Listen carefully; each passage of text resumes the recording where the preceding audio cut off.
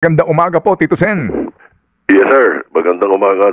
Magandang umaga po sa inyo lahat. Kong Ted, DJ Chacha, lahat ng mga tagapanood, tagapakinig po ninyo.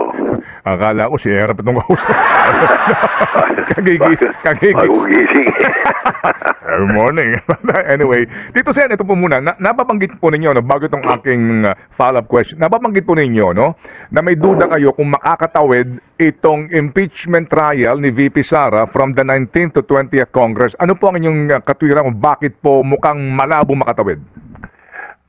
Meron kasing provision sa konstitusyon na sinasabi pag nagpag-adjourn CNDA ang Kongreso, ano, everything dies.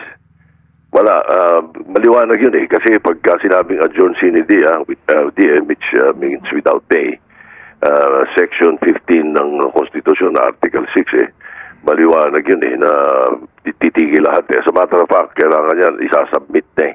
Isasubmit nyo uli yung mga iba't ibang mga, let's say, committee report or yung bills. Kahit tapos na yung committee report, kahit naka-third reading kayo, hindi na pirmahan ng presidente. O kaya, hindi nyo na i-transmit. Lahat yun, babalik ko sa, babalik sa ang sinasabi nun Congress but may be taken by the succeeding Congress as if presented for the first time. Ganun kalinaw eh. All matters and proceedings shall terminate upon the expiration. Yun ay sa rules ng Senate, and it emanates from the Constitution, Article 6 of the Constitution, Section 15. And maliwanag din doon na kailangan unless a different date is fixed, ganon, shall continue to be in session for a number of days as may be determined until 30 days before the opening of its next regular session, exclusive of Saturdays, Sundays, and holidays. Kaya yung kung July 28 ang fourth Monday of July, yung fixed din ng Constitution yung ganong sete. Ang matatapos sila dapat ng June 13. Sa June 13 dapat ang end ng session ng Congress. Itong 19th Congress, buong Congress yan, hindi lang yung Senado. So, ang tanong dyan, at tinatanong ng mga ng mga political, ng mga ibang legal experts, ibig sabihin ng pati yung Congress, correct, pati yung Congress ng mga prosecutors, at saka yung saka mga senador, na 12, tapos ang session, tapos yun, adjourn CNDA. So, does it cross over? Yun ang mabigat na tanong. Opo. Yun ang mabigat na tanong. Opo. Kung kayong tatanungin, anong sagot? Kasi may conflicting rule naman na sinasabi doon sa paragraph 3 of the Rules of Procedures ng impeachment trials. Nakalagay naman doon sa bandang dulo yun final judgment shall be rendered and so much longer as may be its judgment be necessary.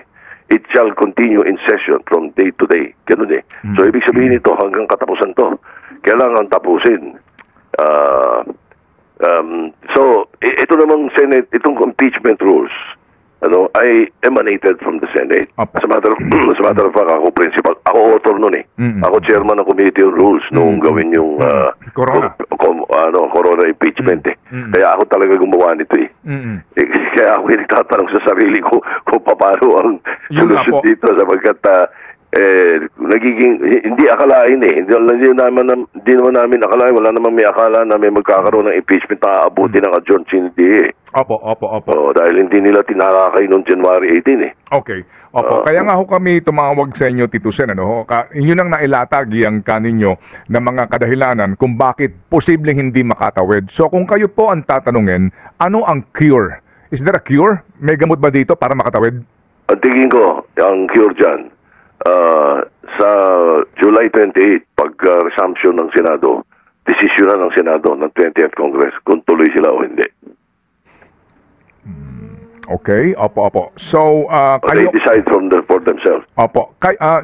Desisyonan ninyo, kayong 20th Congress Senators. Yun ang nakikita ko. Yun din ang narinig ko sa dalawang legal expert. Desisyon na namin.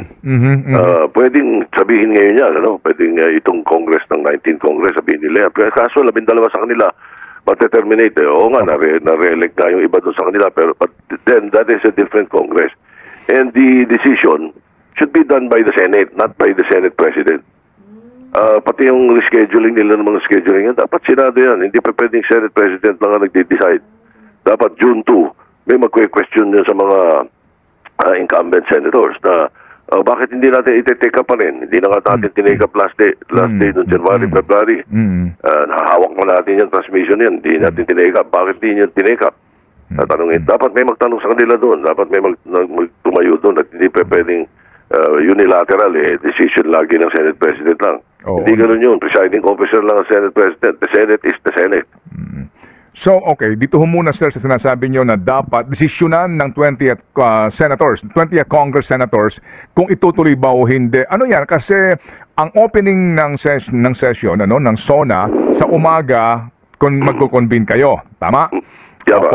At doon you were formalized na the leadership, right? Yes, basically. Yes. Okay. Usually that's what happens. Yun po yun. And doon ba dapat automatic na kayong manumpa bilang mga bago o the entire 24 ang manunumpa ulit na bilang mga senator judges?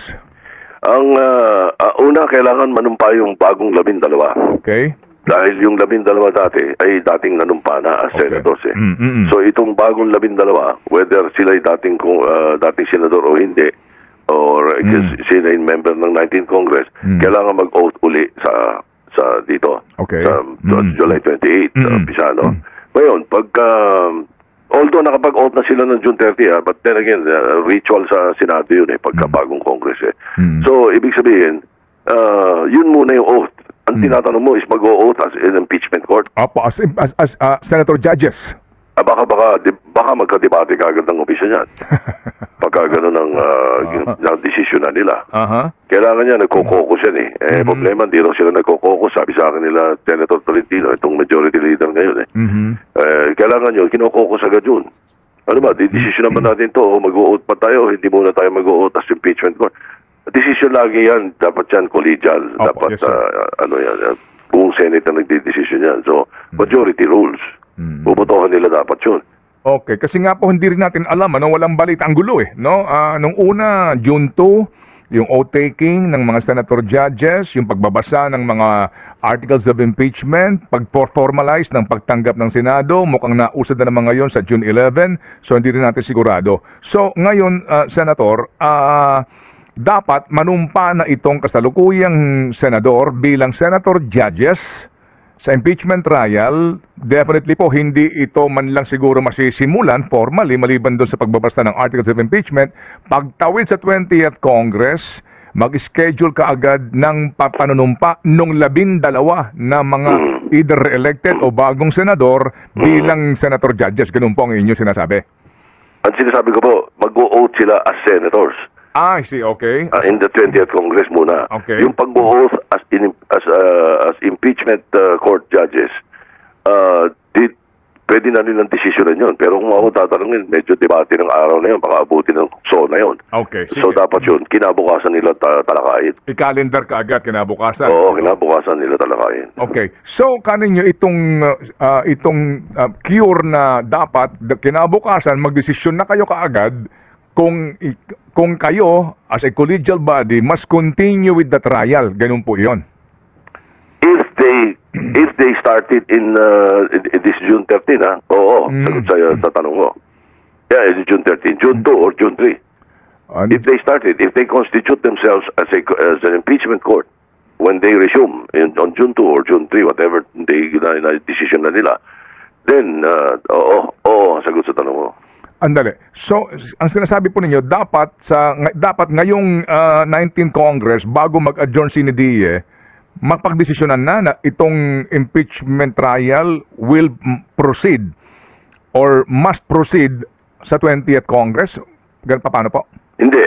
Decision na, sa kanila, dapat i-take up na nila. Kasi tinransmit sa kanila ng House yan nung start of the year. Tinransmit sa kanila yan. Hindi hindi ni-refer ng Senate President sa floor. Oh, yes, oo. Hindi niya ni-refer eh. So nakabitin pa rin yun. So pag resume ng June 2, dapat they have to refer it right away to the committee on the Senate President must refer it to the committee on rules, yung impeachment transmission ng House sa kanila. Okay. Otherwise you will be remiss with your job, with your work, ano? So pag tinasmit sa floor yan, dapat they must constitute themselves as an impeachment court. If not, I don't know why they will not. What will they do with the impeachment that was transmitted by the House? Okay, sige. So magkakaalaman tayo by next week kung ano ho magiging desisyon dito ng mga senador at kung paano ho nila aaksyonan itong pong pending matter na ito, no? Tama. Hindi pa pwedeng ngayon pa lang nagdideklara yung Senate President ng hindi, may take up sa ganito. Hindi pa. Hindi, yung mga senador dapat ang nagdidesisyon yan. Hindi pwedeng unilateral yan. Okay, sige po. So, nakaabang tayo, pero sabi nga po ninyo, yun ang isa sa mga cure na naiisip ninyo. Is there